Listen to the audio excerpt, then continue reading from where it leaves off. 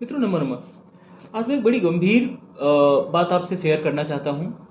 आप सभी ने हवाई जहाज़ देखे होंगे, आप में से कई लोग तो हवाई जहाज़ पे बैठे होंगे। आपने क्या एक चीज़ नोटिस किया कि आप हवाई जहाज़ पे देखते हैं कि उसके पीछे के भाग में वीटी लिखा होता है और 3 अंक और 3 अक्षर और लिखे होते हैं।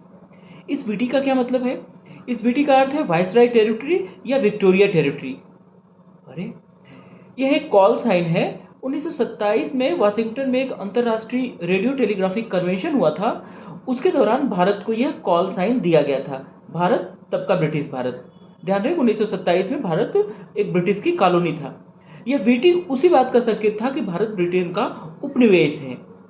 वीटी कोड 5 अक्षर का होता है, जिसमें वीटी का मतलब होता है विक्टोरिया टेरिटरी या वाइसराय टेरिटरी, और बाद के जो 3 अक्षर होते हैं वो विमान बनाने वाली कंपनी को दर्शाते हैं। तो ये तो हो गया वीटी का अर्थ।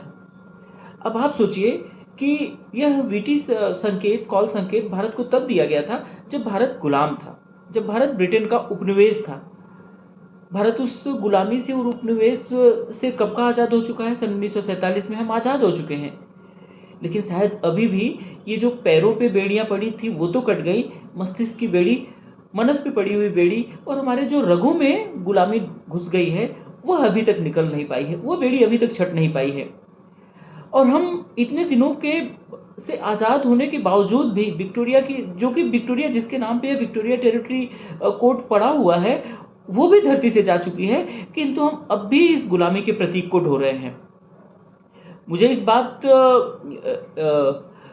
इस बात को कहते हुए दुख भी हो रहा है और आश्चर्य भी हो रहा है कि भारत ऐसा क्यों कर रहा है, दूसरे देश ऐसा कैसे कर लेंगे कि चीन, पाकिस्तान, नेपाल, श्रीलंका और फिजी जैसे देशों ने अपने देश के कोड को बदल दिया है।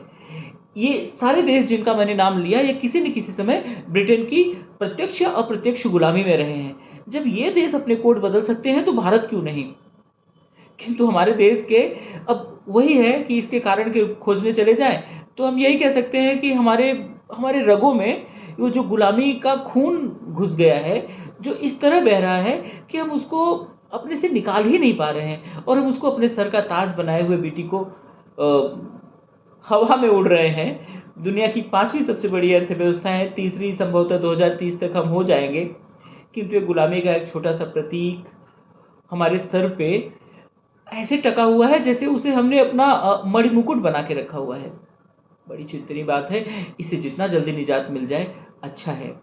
जय हिंद, जय भारत, वंदे मातरम।